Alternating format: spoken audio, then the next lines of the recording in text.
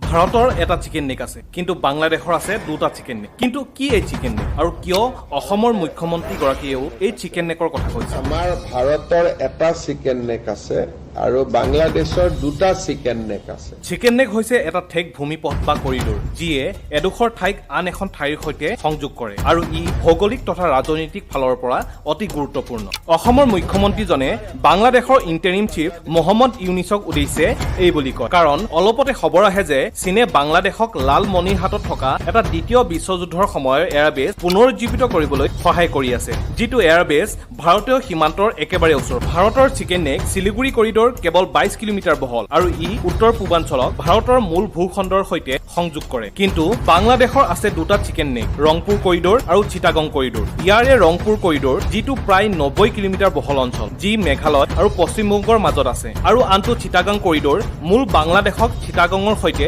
সংযোগ কৰে এই চিটাগং পথটো কেৱল 30 কিলোমিটাৰ দূৰত আছে ত্ৰিপুৰাৰ পৰা যদি এই পথটো কেনেবাকৈ বন্ধ হৈ পৰে তেন্তে বাংলাদেশৰ চিটাগং বন্দৰৰ সৈতে সংযোগ বিচ্ছিন্ন হৈ পৰিব আৰু এই চিটাগং বন্দৰটো বাংলাদেশৰ 90% অধিক বাণিজ্যৰ মূল কেন্দ্ৰ হয়তো সেয়ে অসমৰ মুখ্যমন্ত্ৰী গৰাকীয়ে বাংলাদেশৰ এই দুটা চিকেন নেকৰ কথা বাংলাদেশৰ ইন্টাৰিম চিফ মহম্মদ ইউনিছক মনত পেলাই দিছিল